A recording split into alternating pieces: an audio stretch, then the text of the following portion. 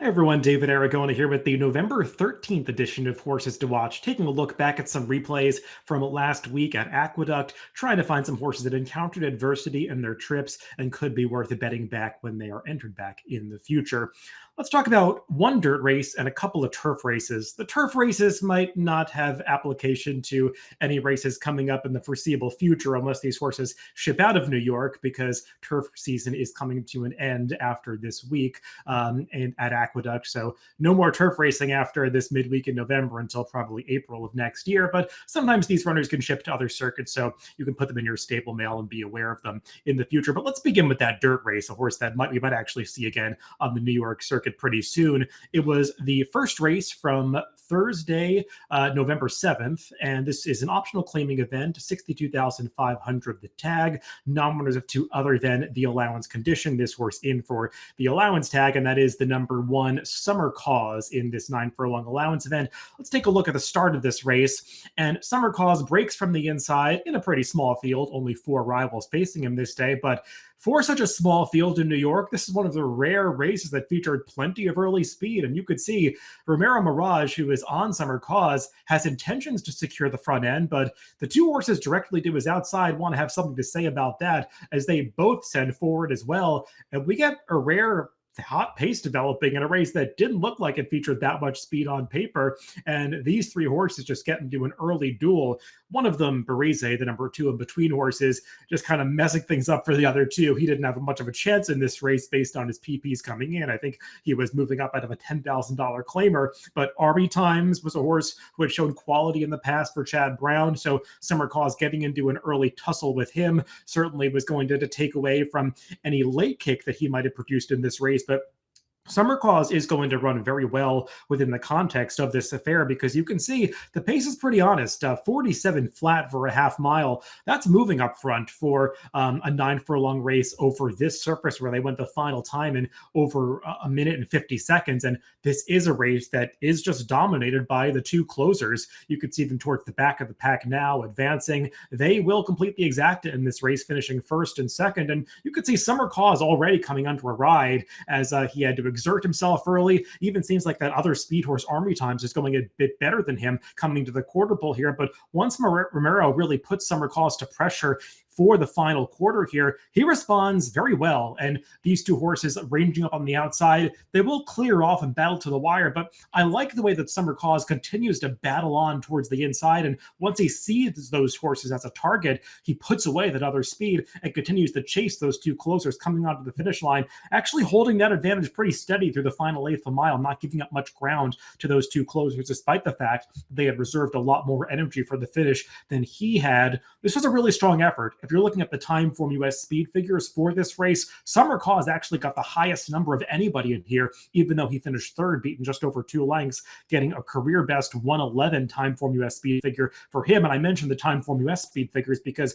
those numbers do take pace into account, and Summer Cause got a big pace upgrade because the early pace figures for this race were in the low 140s, which is pretty high for a 111 speed figure final time. And a race at this level going 9 furlongs, that's some pretty honest pace figures. So Summer Cause getting a deserved upgrade to that speed figure, and a horse that I think you want to upgrade when he runs back in a similar spot next time out. Let's move on to those two turf races that I teed up earlier. Actually, both of these races are New York bred optional claimers, 45,000 non-winners of two other than the allowance condition. This one going a mile and a 16th on the outer turf. The other one is going to be a sprint race, but the first race we'll talk about was from November 8th. That is last Friday. The 6th race on the card, like I said, this is the 2-turn affair, and we'll break these runners from the gate, focusing on the number 5, BD Saints. This horse coming off a victory at the N1X level, stepping up in class against some slightly tougher competition here. And you could see the trip does not work out right from the start. He gets steadied back between horses, losing some position. That is not something you want to have happen to this horse, because even when things go right for him, he is still tough to handle. And you can see his worst antics coming out here as he is getting 2 rank under Ricardo Santana Jr., throwing his head about. Santana's trying to get him to settle towards the back of the pack, but he's wanting to run up in traffic, to go outside of those horses, make a premature move. And at some point, Santana just can't really hold him and has to let this horse make this early move down the backstretch. Even at this point, you can see he's running with his head high up in the air, not wanting to settle behind the eventual winner, who is the number 6, Better Lucky Than Good. And he's going to make an early move past that foe while going 4 wide down the backstretch. And when you make this early move and don't take it all the way up to the front end, you kind of get stuck wide for the run around the second turn as well. And that is what is going to happen to BD Saints here. Considering this trip he got, this horse actually stays on pretty admirably to just miss third in this race. And typically I highlight horses like this. You get these kinds of trips where they get squeezed back at the start, get a little rank, make this premature move. And I'm typically talking about these horses having nothing left for the stretch drive and dropping back to not really be in the mix by the time they get to the finish. Not the case for BD Saints. And you could see still 3 to 4 wide coming off the far turn, but he is going to keep plugging away and battling on through the stretch, never giving up, like I said, to just miss third here.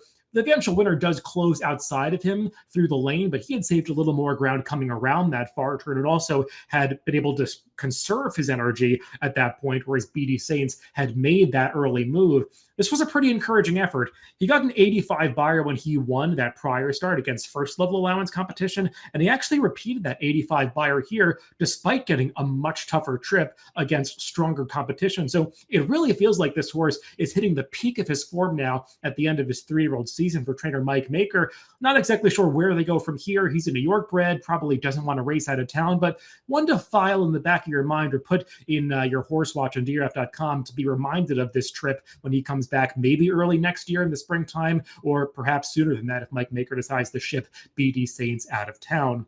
Let's actually stick with the theme. Like I said, same condition on Sunday, November 10th. This just a sprint race, also that New York bred optional claimer 45,000 second level allowance race. And we're actually going to stick with another Mike Maker trainee, the number 1, Run Curtis Run, as we break these runners from the gate. Now, even though he's the number 1, you could see he's breaking from towards the outside of the starting gate since he was the only half of an entry to participate in here. Did not break from that inside post, but you did notice Run Curtis Run got badly squeezed back at the start. I'm not going to show the head on, but if you look up the head on, he gets bounced around between horses. Significant trouble at the start of this race. And again, this is a horse that was coming off a very good effort at this level last time when getting a perfect trip to win, saving ground every step of the way, coming through inside. Never gets to see the rail in this race at the same level. And you can see heading into the far turn here, there's not a whole lot of pace on. The pace mostly holds together in this race. They're all bunched towards the front end. So Run Curtis Run never has any opportunity to save ground in here. And he is legitimately going 4 to 5 wide all the way around the far turn here, gets pushed out even wider at the top of the stretch right here. That's significant ground loss, even for a one-turn race. And most horses that are put in this position don't really finish. But you can see Irad Ortiz realizes he's still got horse underneath him, is asking this runner, hanging on his left lead a little bit, but he's still finishing on towards the end of this race. He's only going to get up for 6th, but he only gets beaten by a length by the time they come onto the finish. And he's closing fastest of all as they come across the wire in here, even as Irad is easing up a little bit on him once he realizes he's not going to be part of the superfecta coming onto the finish line. But that was a pretty encouraging effort by Run Curtis Run, who has now paired up very strong efforts at this level towards the end of turf season. There's an argument that he actually ran the best race of anybody, even though he finished 6th in this race from last Sunday. Similar situation with BD Saints. I don't know exactly where this horse is going to go from here with turf season ending. He's not going to be able to sneak in another turf start before the turf season concludes in New York. So either they can ship him out of town or potentially wait for these New York bred races to roll back around on the turf next spring. But again, one to file away if you're going to be handicapping these races if this horse shows up again in a few months from now in the springtime. And if you want to follow these horses moving forward, you can add them to your horse watch on DRF.com. Then you'll get email notifications when these horses eventually are entered back in the future, whether it's out of town